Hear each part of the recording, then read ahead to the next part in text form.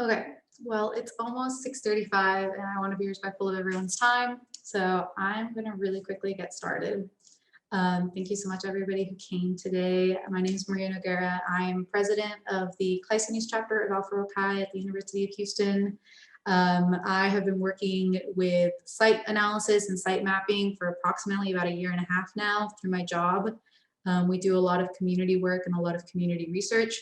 So a lot of this stuff I've just like learned on the fly at my job or just through myself being excited about this kind of stuff. I find it really interesting and engaging. Today we're going to be going over Esri, ArcGIS Pro, ArcGIS Online.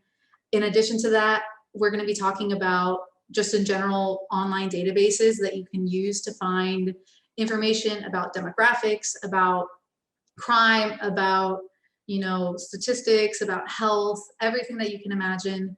I will admit that most of the information will be centered around Houston, only because of the fact that most of our college's projects are centered in the city of Houston or in the neighboring areas. But this information could be applied to any city, any location in the United States or abroad. I know that personally, I was taking an elective this past semester in the fall, and my research topic was a location in Toronto, Canada.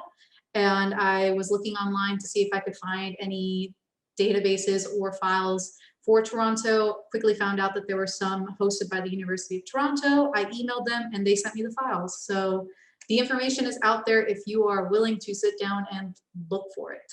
So I'm going to kind of go into the process of how that happens, how you sit down, how you start to research this information, and how you can get it into a working document, hopefully in Illustrator, where you can start to do graphics, as well as you could possibly, I know that for myself, my workflow is I'll sometimes export it into Illustrator and then do some graphic elements and then export it from there into Rhino. And if it's a site, I'll build on top of that site. So really quickly, let's get started. I'm going to share my screen.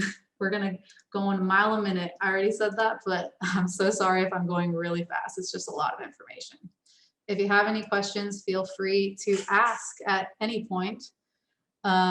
Just to double check, everybody sees the map on their screen, yes? Perfect. So this is ArcGIS Pro. ArcGIS Pro, like I was saying before we started, is a program made by Esri. Esri is a company that hosts a bunch of information on their online database, as well as created this program. If you go onto the Esri website, you'll find that there are several programs that they sell. They also sell a program called ArcMap. ArcMap used to be the industry standard, and then Esri basically said that they were not going to be doing any additional updates to ArcMap, and that they were suggesting that people switch to ArcGIS Pro and learn the new interface. So if you decide to get a student license or try out the student-free trial, most likely it will be for ArcGIS Pro and not for ArcMap. So yeah, just to give you an idea, this is the file that I use at my job.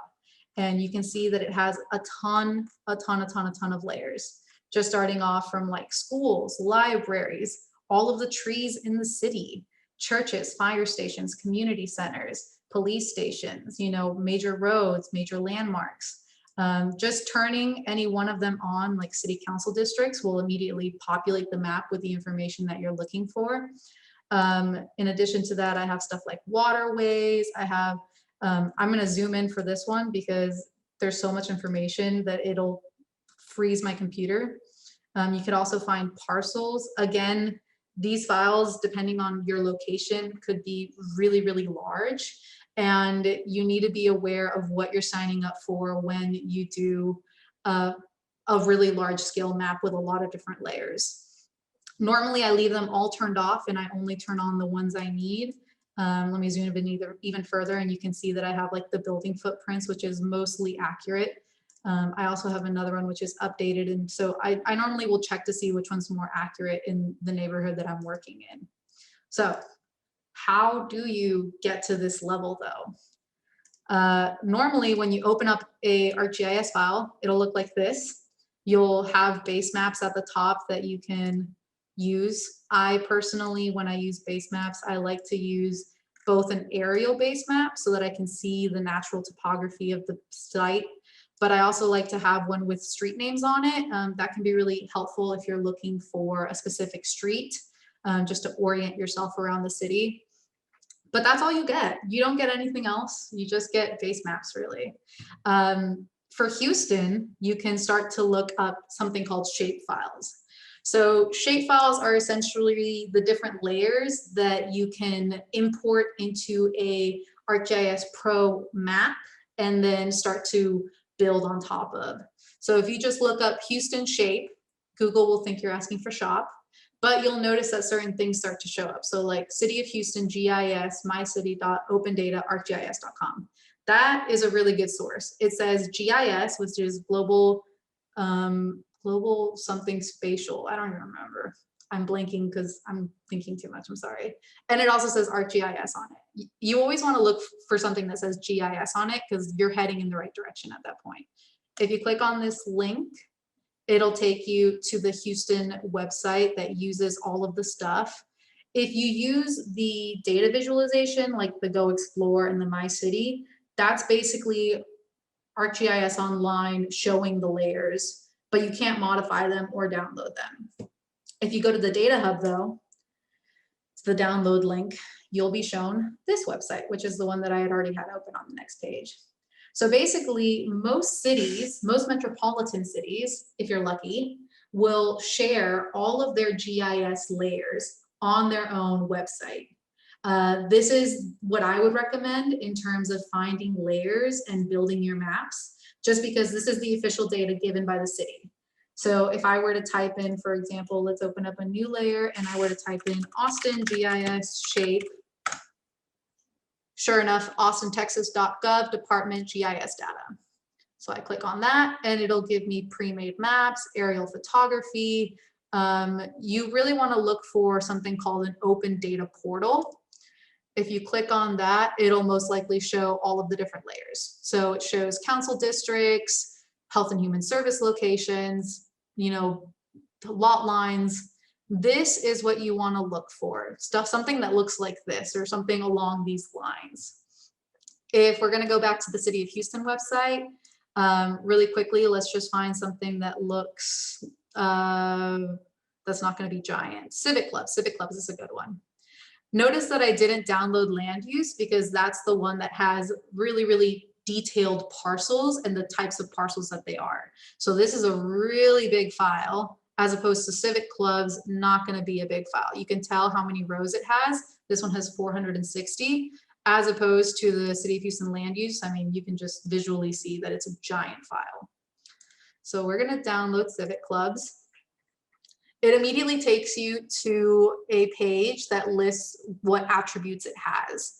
So the more attributes, the better, because that means that you could, you know, see the contact, the civic name, the location, and the area and the shape is basically just showing that it's going to be a line with a fill. If it doesn't have area or length, it's going to be a dot, if that makes sense. So that's just things to think about. We're going to download it. We're going to download it not as a spreadsheet, not as a KML, but as a shapefile. Oh God, I clicked the wrong thing. Okay, so it started to download. Dang it, I did the wrong one. Okay, so we're going to download it as a shapefile.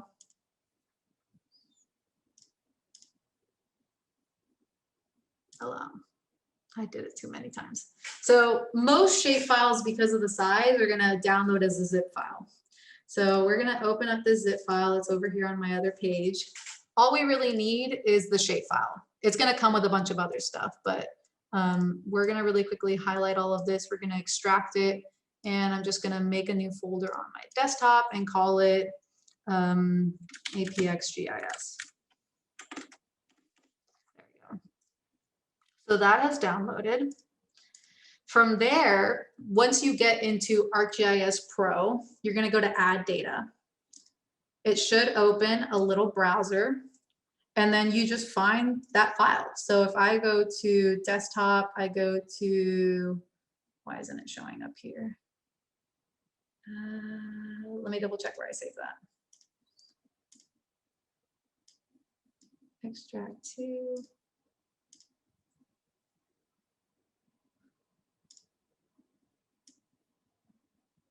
No, it's there. It's definitely there, but it's not showing up when I want to add. There's always something. It never goes smoothly. I'm on my desktop. There it is. Okay. Quick question. Shoot. So when you hit download, you went to spreadsheet or shapefile or Shapefile. Shapefile. So if you download it as a spreadsheet, it's basically going to be like, imagine an Excel document where it's going to have the rows just listed out.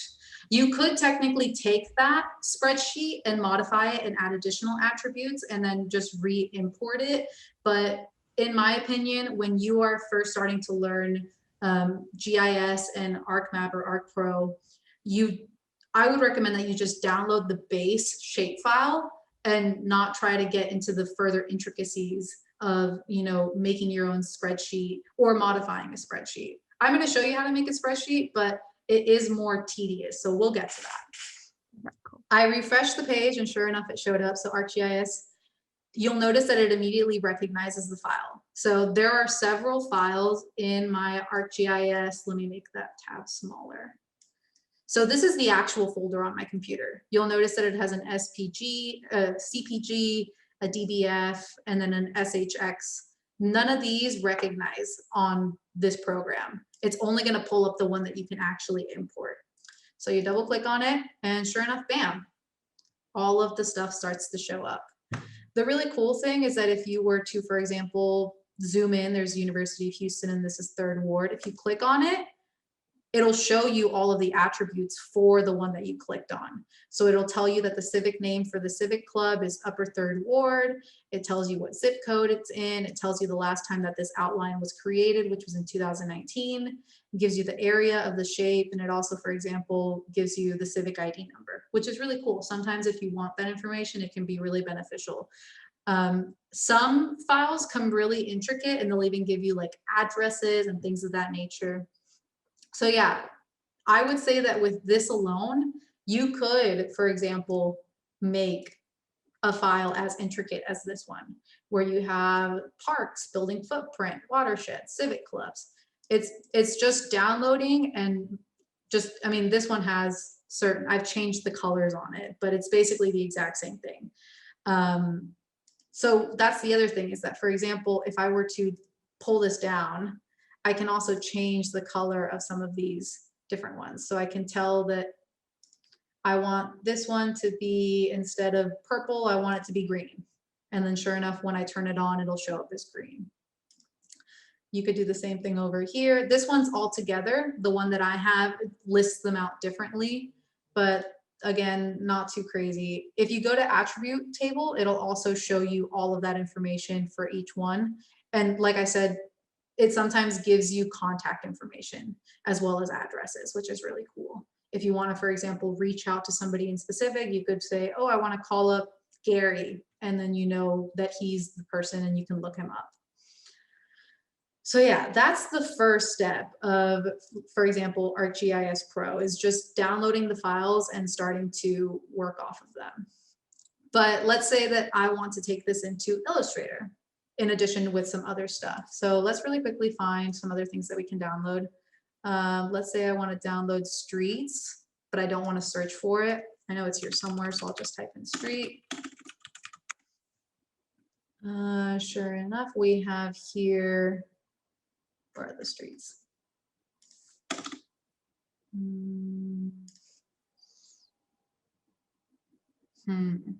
I'm not seeing it for some reason. So what we're going to do is we're literally going to type into Google Houston street. I personally, when I look up for street files, I like to look up the edges and not the center line. So we're going to put edges shape file. So let's see what we can find. This is another really good resource, the HGAC Regional Data Hub. So they have additional stuff too. So if I look up here on streets, let's see if I can find anything. So this one has major roads, which is nice. It also has sidewalks, which is also really nice. Bus stops. Let's see what, there's another one here, transit stops. Let's really quickly download sidewalks. So here we go. It's going to open up the web application. We're going to download this file. What else can we find? You could honestly spend hours just looking at files and layers and find a bunch of stuff. Let's download major roads. So this one will just download as a shapefile as well. So really quickly, we're going to export all of this again to my Arcgis GIS folder. We're going to do the same thing with this one. We're just going to do all of it, and we're going to extract to my GIS folder. Okay, let's see if it'll pull up. So if I go again to add data, and then I go and refresh this page, major roads pulled up, which is great. Now we start to see the highways in the city. Let's really quickly see why the sidewalks didn't pull up. Is there no shapefile in here?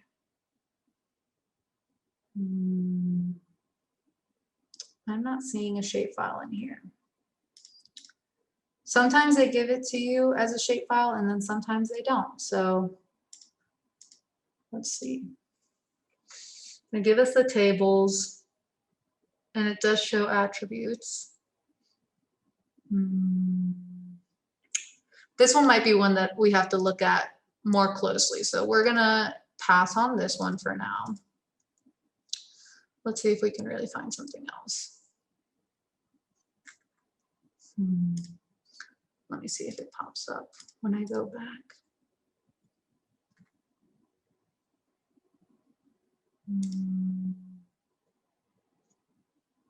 Again, I don't want to get bogged down looking for layers, because I feel like that's not necessarily the point of this.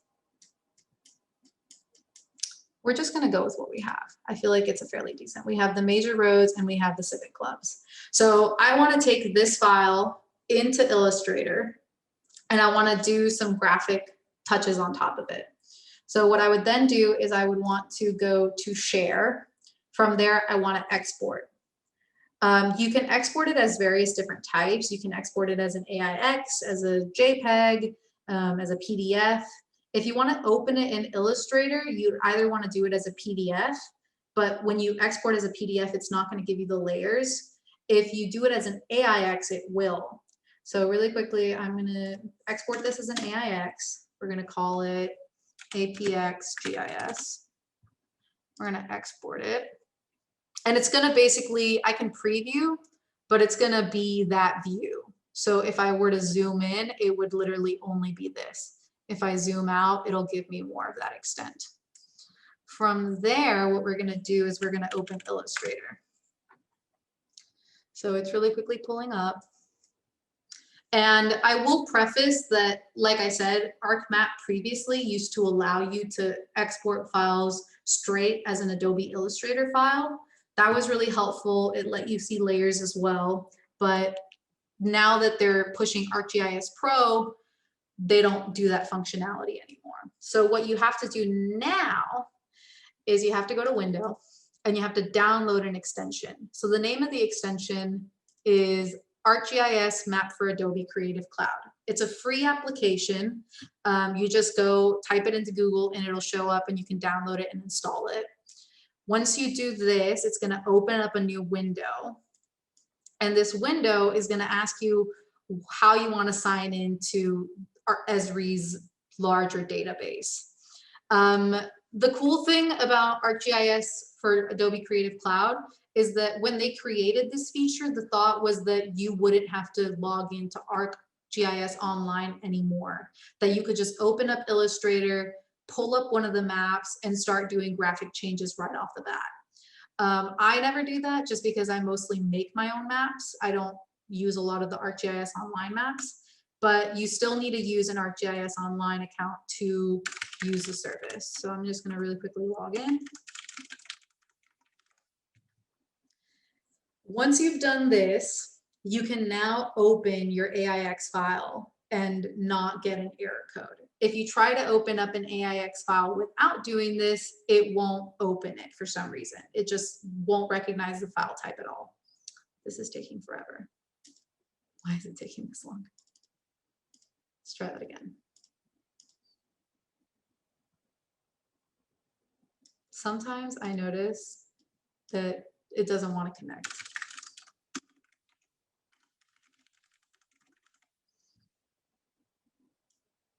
Normally what will happen is it'll pull up this little viewpoint with a map. And that's, again, if you want to make your own maps using the online services straight in ArcGIS Online. I swear the one time that I want it to work, it doesn't want to work.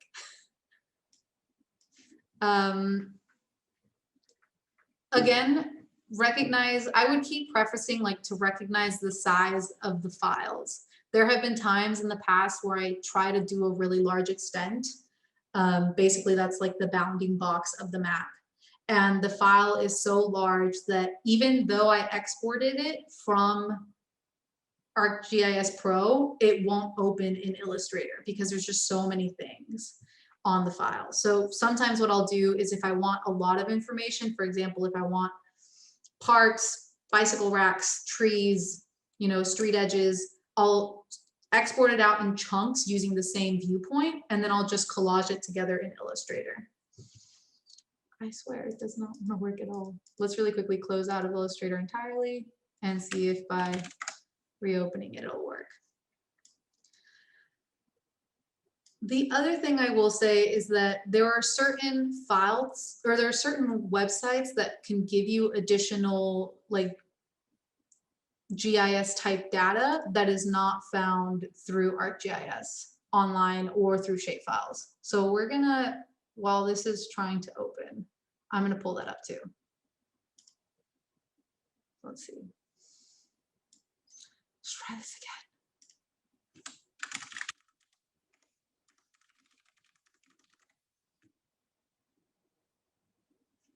This looks promising. Oh, it worked. Perfect. Yes. So sure enough, it tells me that there is a new update available. I'm not going to pay attention to it. You can import files. You can draw files. This is a whole other thing in of itself. I don't use it, so I can't really explain the processes that you would go to do it. So I'm just going to really quickly open my file.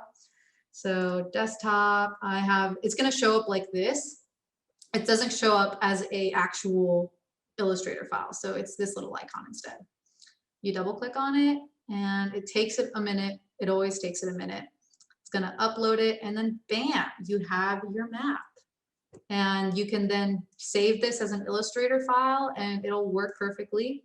If you open up the layers, it'll actually list all of the layers divided out. So you could very easily just turn off roads, very easily turn off, you know, the civic clubs, very easily turn off the base map.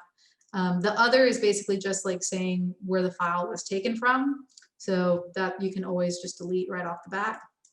And yeah, let's say that I then want to, you know, get rid of this base map, just turn it off for now.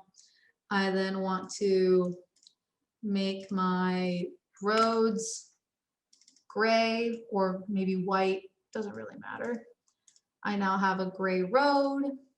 I then turn on my civic clubs. Most of the times when you have an area instead of a line, it'll for some reason give you the outline and the line and the fill. So like if I were to pull this away, you'll notice it's the exact same shape except one's a fill and one's an outline. So 9 times out of 10, what I'll do is I'll just click on the fill, select same fill color, and then just delete it.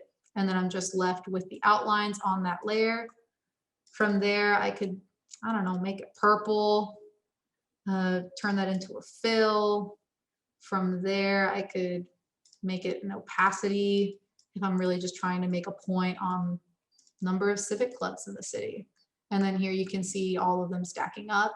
And then just again, save it and export it as a PDF. And bam, your first basic map off of ArcGIS from 0 to 100.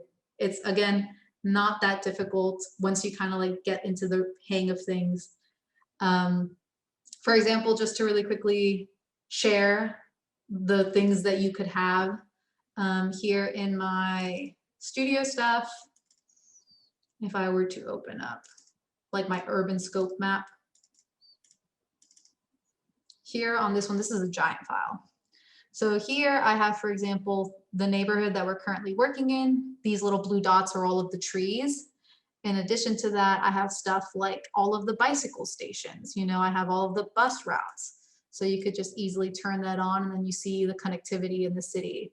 So again, I didn't do anything to make the line or the vector work. All of these different layers were pulled directly from the internet just by researching City of Houston metro shapefile or City of Houston building footprint shapefile. And you can find it.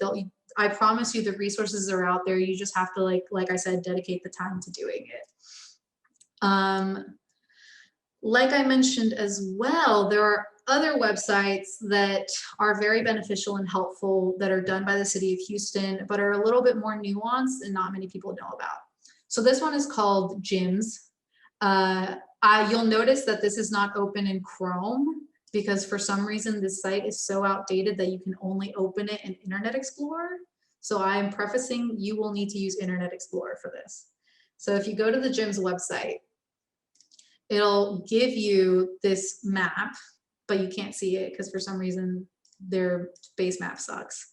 So once you pull it up, you'll notice that there are a ton of different layers such as land-based, reference, water, like City of Houston projects that are currently happening, topography. Topography is a really great one if you're looking to have all of the different, you know, layers or distances between stuff. Natural features, that's where I got the tree layer. And you notice that some of them come with a download. So for example, the tree one, you can download it as a shapefile, just click to download. That one's pretty useful and really handy. Some other ones, let me remove some of these layers that are open. Turn off wastewater. So there are some other ones really quickly. Let's say I'm going back into 3rd Houston or 3rd Ward. If you were to go, for example, to billboards, I don't know, I guess you just want billboards. You'll notice, oh, this one, no, this one did download as a, I think that's another one.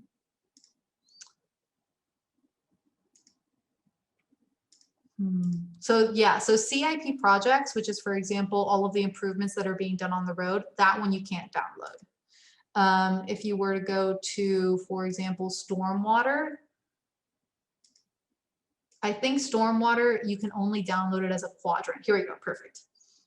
So for some reason, some layers don't download as vector line work.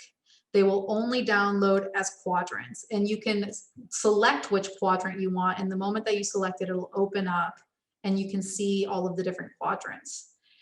There is a way to import a quadrant into ArcGIS, but in my opinion, it is a huge pain in the ass and I would not recommend it to a beginner.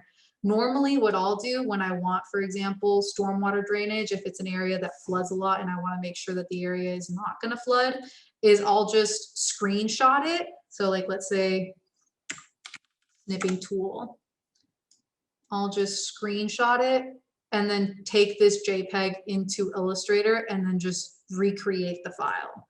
Honestly, that, I mean, it is faster than actually doing all of the work to try and import it into ArcGIS. On top of the fact that this is a file that changes really frequently with new construction. So you'd have to do it every time that there's an update to this file, which is, again, a huge pain in the butt. But yeah, so there's a ton of stuff. Like I said, the tree one is really cool because of the fact that it shows the density of shade as well as like the green sectors in this community. There's also, for example, let me open this up because you can't see. There's also, for example, water lines. You know, you can find bikeways. If I were to do Houston bike, you can see all of the different biking locations. So these biking locations are where the B-cycle stations are. So for example, that's the one that's right next to the COAD, right next to the College of Architecture. That's the one that's right next to the Student Center. And then this is the one that's right next to Moody. So they'll update it with the different locations that they have. And again, you can download this and import it as well as a shapefile depending on the certain files. So this is a really great website. It also, I think, has sidewalks and has the like condition of the sidewalk. So the other file that we found was just sidewalks, but this one shows whether it's a really old sidewalk, whether it's a new sidewalk, whether it's paved nicely. And that can also be really nice to help figure out whether or not a community is walkable. If all of the sidewalks are terrible, that's not really beneficial to elderly or children who might be walking to school.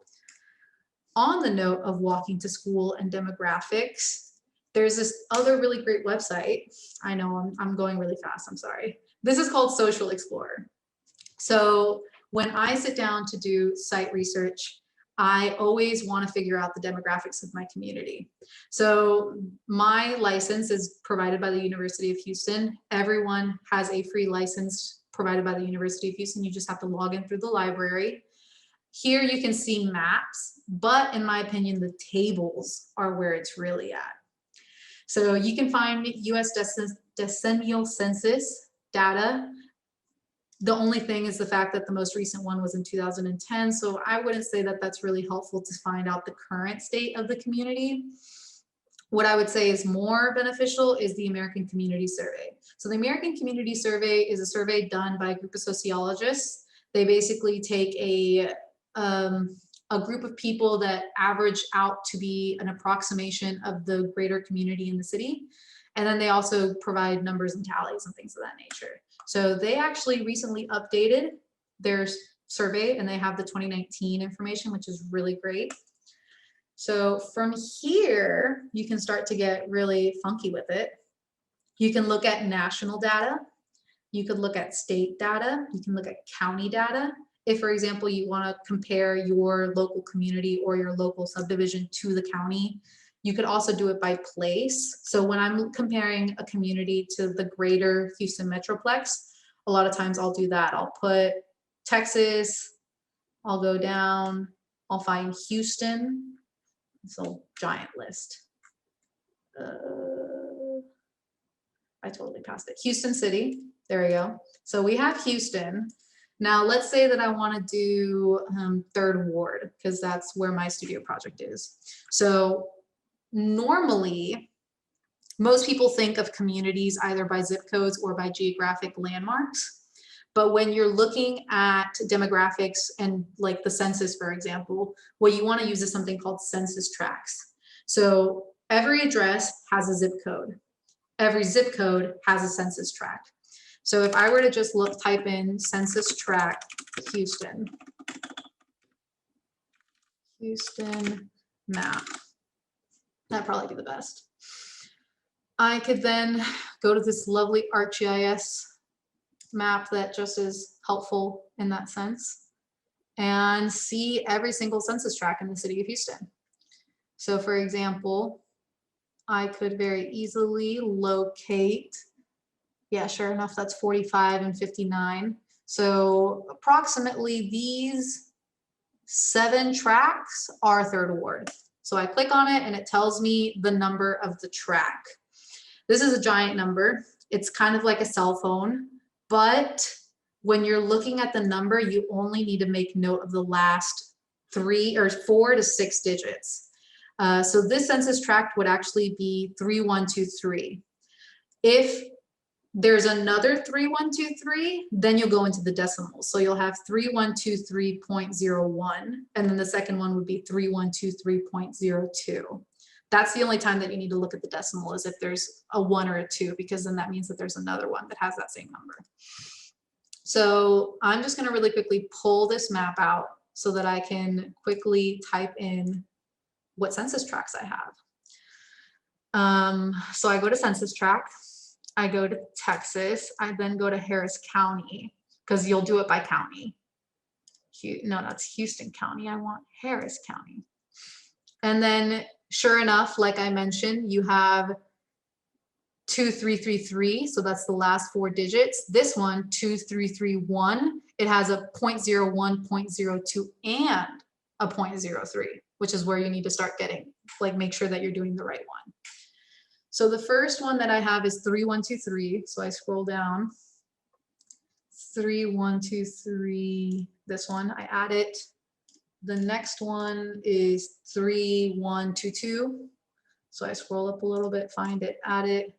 We're only going to do 3 of them because I don't want to spend all day doing this. 3124, add it. Perfect.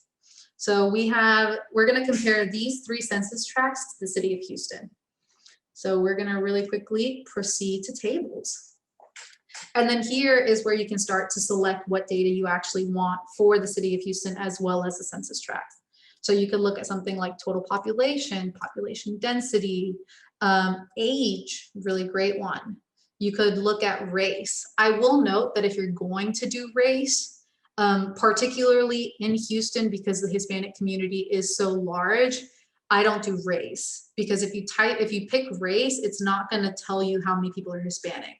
So you have to do Hispanic or Latino by race, and then it'll give you Hispanic as its own section, which is beneficial because there are some areas of Houston that are predominantly Hispanic, even though that's not really like a ethnic group or a racial group. It is an ethnic group. You can also look at households by household type, educational attainment. You can look at school enrollment. There's just so much. You could find a ton of information on this website. It's really, really nice. Tenure is really good. You could also look at occupancy status, median year of house built. That one's really nice if you're trying to figure out whether there's a lot of like renovations, or you could even argue gentrification happening. If a lot of the buildings are old, you know that it's a, older community that isn't being developed. Another one that's really great is gross rent as a percentage, or residents paying more than 30 or 50%.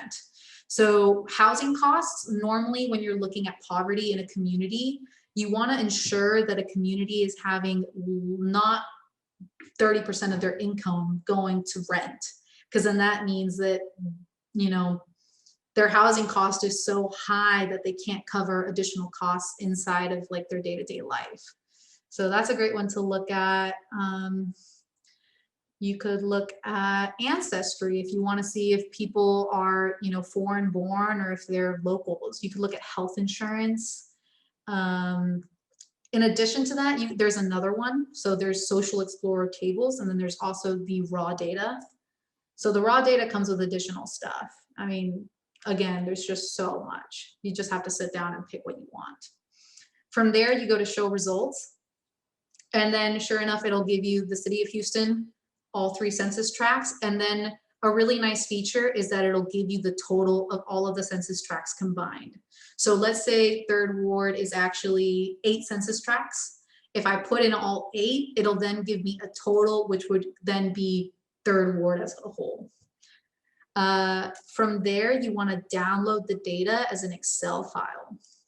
So really quickly, just download it and you're good to go. You have all of that information downloaded, and you can start to do charts and bar graphs and just a bunch of different stuff to give you an idea of what that might look like once you figure out everything that you want. I have a file that I did. So this is the file that I pulled maybe like 2 weeks ago with all of the information that I wanted from Excel. So it looks like this.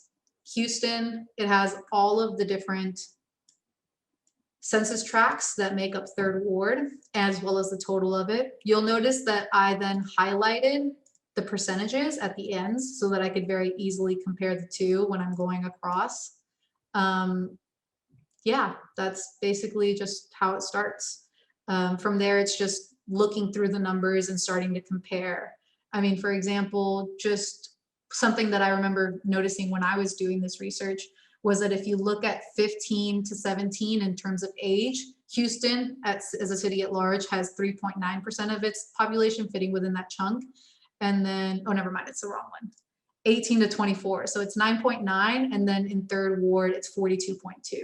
So that's a huge difference.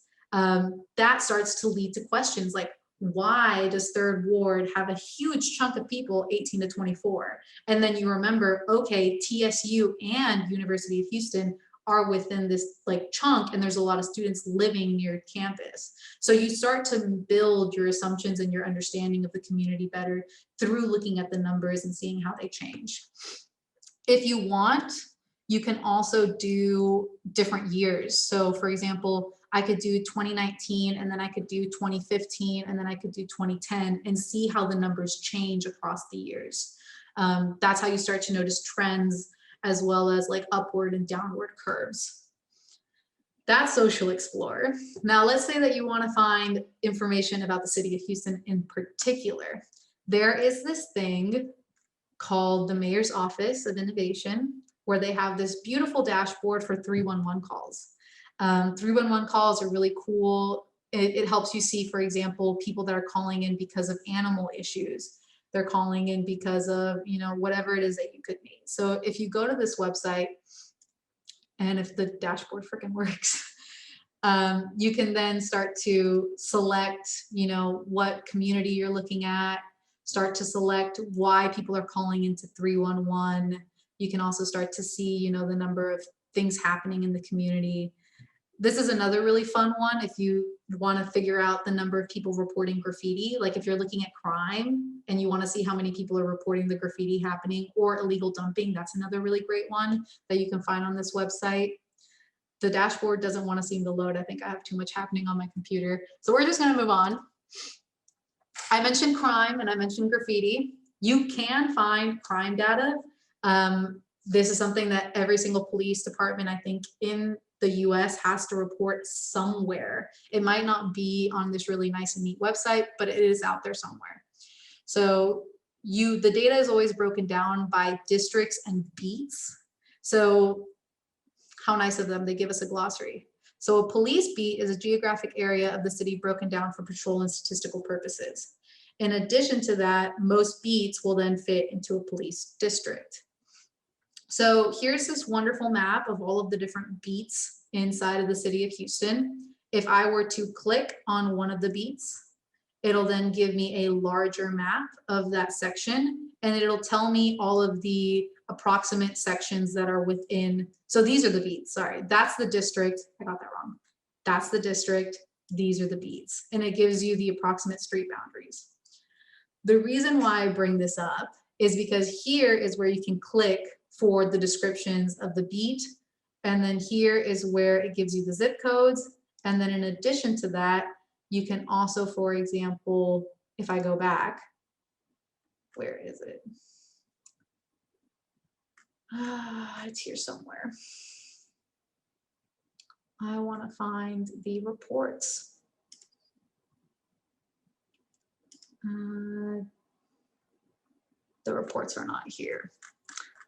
I had everything pulled up, I thought. Let me see what else I can find, because it's here somewhere.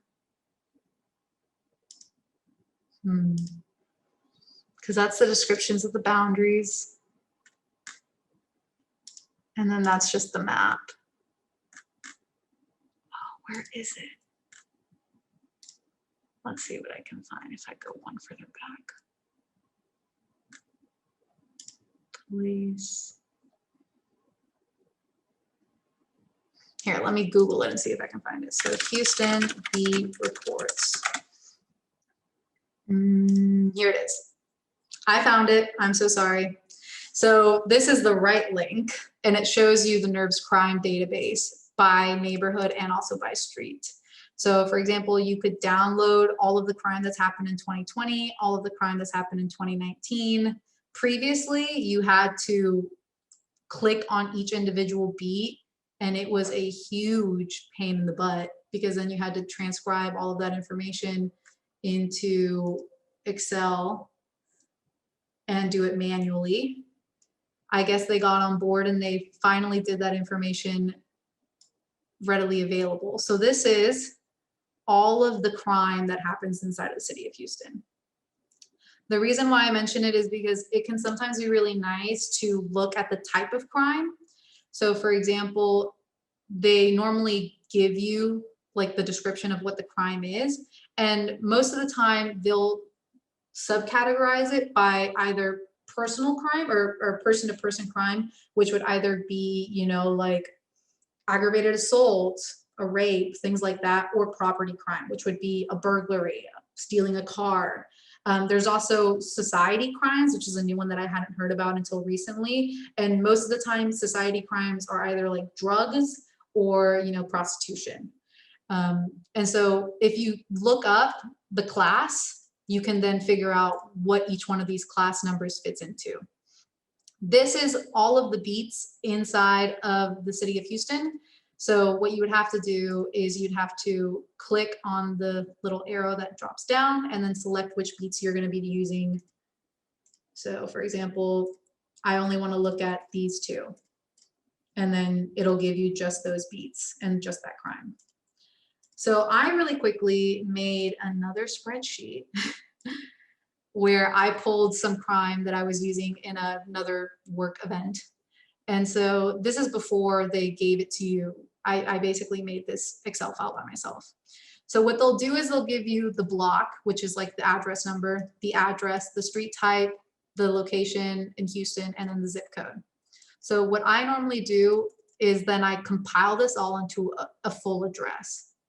The way that I do that is using a fancy code that basically says, I want you to take each one of these things and I want you to put it all into this cell. And in addition to that, I want you to put spaces in between each one of them.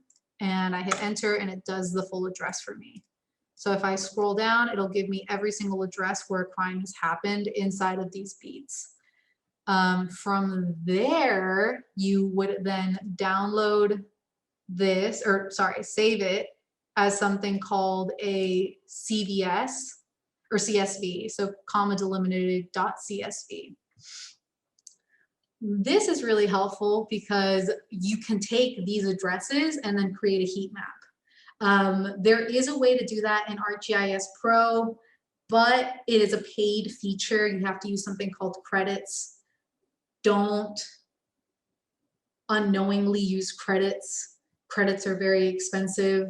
I recently accidentally spent 1,000 credits not knowing, and that's $100. So don't make my mistake. What you can do that is free is you can go to ArcGIS Online, which is the feature that is free, and you can make your own map. So if I were to add a layer from a file, this is where you can make your own spreadsheets and it can be really fun. So I basically created my own spreadsheet. I saved it. I'm going to choose that file. So it's called, I did this before the meeting just so I wouldn't have to spend time. So it's called crime map CSV. I then import the layer. I'm going to tell it that I want it to locate the addresses. And it's sure enough, I'm going to tell the title full address as an address. And then it's going to list all of those different locations on the map. From here, I'm going to tell it that I want it to be a heat map. So the way that I did that was I went to graphics or change styles, and then I'm going to tell it that I want it to be a heat map. So it's going to show as a cluster where the majority of the crime is happening. This could be really nice if you take the time to divide it up, like I said, in classes. So you could see the amount of property crime that's happening and see the heat maps. You could see the amount of person-to-person crime that's happening. You could do a heat map, and then you could also do the type of crime, like crime to society heat map, and then just see where the different hotspots in the community are located. You'll notice that as you zoom out, it'll change the intensity. You can also do that by going in and, for example, setting what is the threshold as well as the area of influence.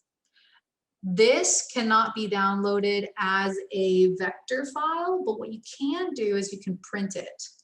This is going to sound crazy, but just trust me. So if you go to print, and then we're going to really quickly make the scale smaller so that I see the full map. We could probably go to like 50.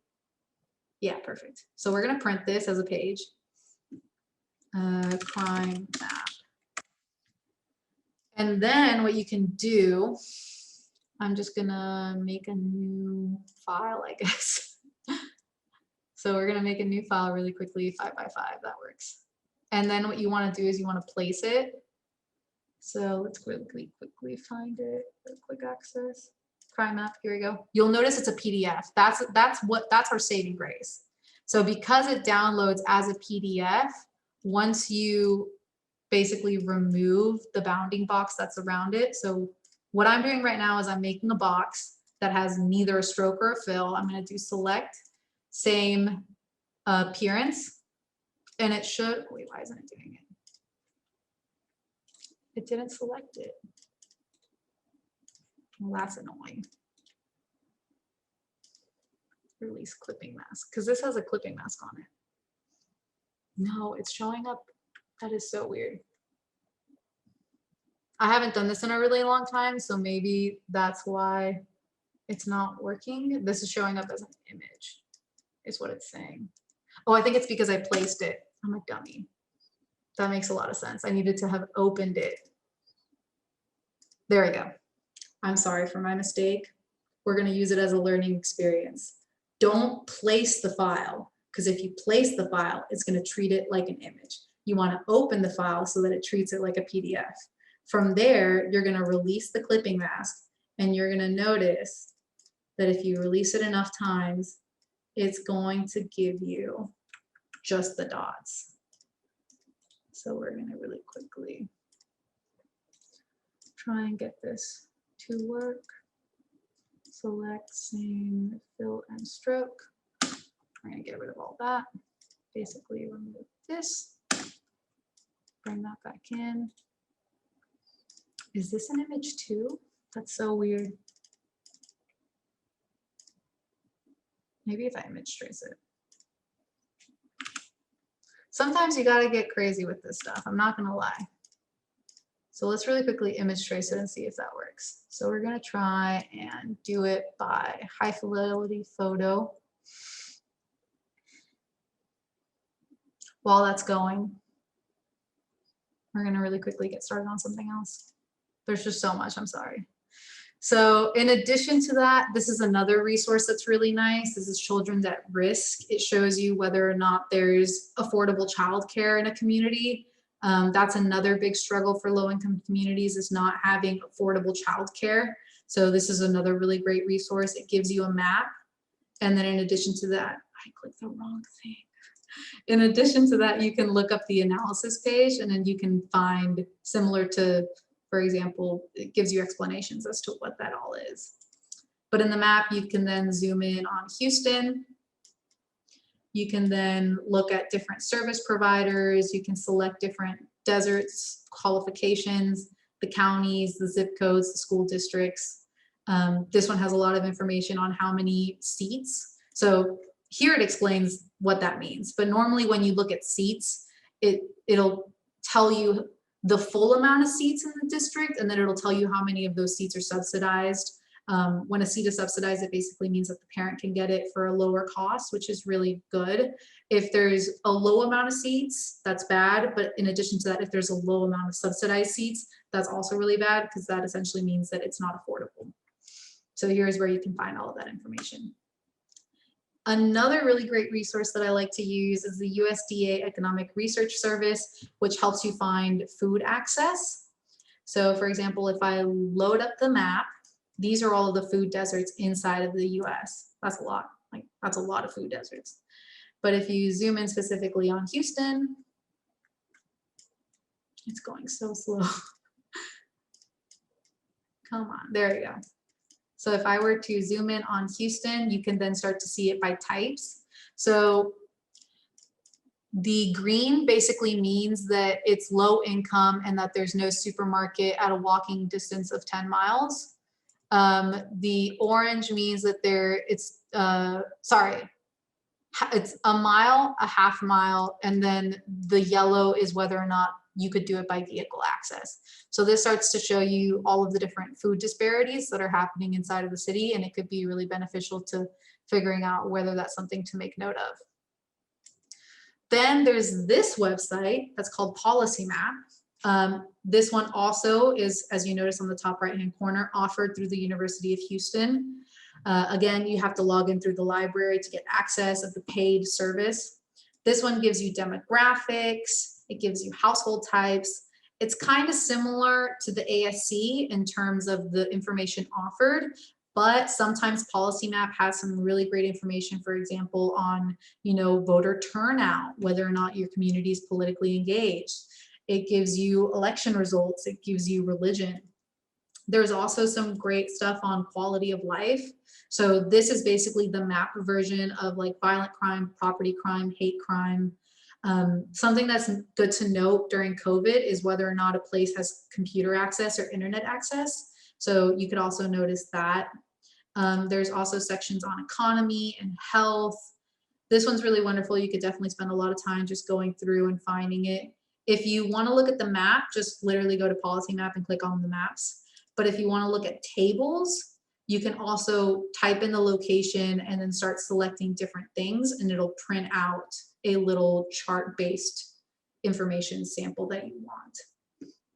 Another one that's really great is something called the Opportunity Atlas. This is a free website that was created using census data. And basically they mark out how likely a child is to have success in their life based on where they were born. A lot of people think that that's not something that should be, you know, plotted. Like people think sometimes that like, oh, where you come from shouldn't define who you are as an adult. But the statistics say that that is actually, in fact, what happens. Where you come from and where you were born, whether you were born on one side of the railroad or the other, has great impacts on your not only income level, but also your health level. Also, you know, just like the kind of housing that you live in as an adult. So this kind of takes all of those things into account, and you can then start to look at specific locations. And then you could also start to look at, you know, downloading the data as an image, downloading the data just raw. And then you can also select different, you know, values. You can also select the parent's income level, the child's race, whether they're female or male. Here's where you select what information you're looking at. So you can see whether or not their spouse has a high income. You can see whether or not, you know, the number of children that people in communities have. It's really interesting to start to look at it at a larger scope and also compared to like the city and the counties around it. So yeah, it is 7:30. I know that I went a mile a minute trying to get through all of this information. I am so sorry. I want to really quickly open the grounds and see if anybody has any questions. And while I quickly finagle with this. Does anyone have any questions?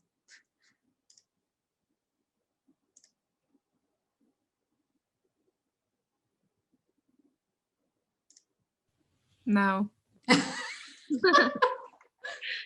That was pretty like pretty holistic, I think. Like whenever I had a question, you pretty much said it next, and I was like, yeah, again, it's just sitting down and like looking for it, if that makes sense. You know, yeah. Once you know that the information's out there, you can actually start to, you know, figure, I'm not going to fuss with this, sorry. There is a way to do this, but for some reason I can't seem to remember how to get it to look perfect. But yeah, so the information is out there. I mean, if you just want the bare minimum, you can definitely use a website like the Opportunity Access or a website like Policy Map, because Policy Map, you can download maps and you don't have to spend time making the maps yourself. I would say that that's like the bare minimum of finding data and resources. Now, if you want to start getting fancier, that's when you start downloading shape files, you start making your own files, you start bringing those files into Illustrator and start making them really graphically beautiful. You can then go even further and start downloading just raw information, which is basically what the 311 dashboard and then this crime statistics Excel file is. This is literally just raw data. At which point you have to sit down, you have to cull all the information, you have to start selecting what beats you want, you have to start selecting, you know, the locations and everything, and then import that into ArcGIS Online to create the heat maps and everything that you might need. So I would say that those are like the 3 different levels of intensity when it comes to making maps and just like understanding site analysis.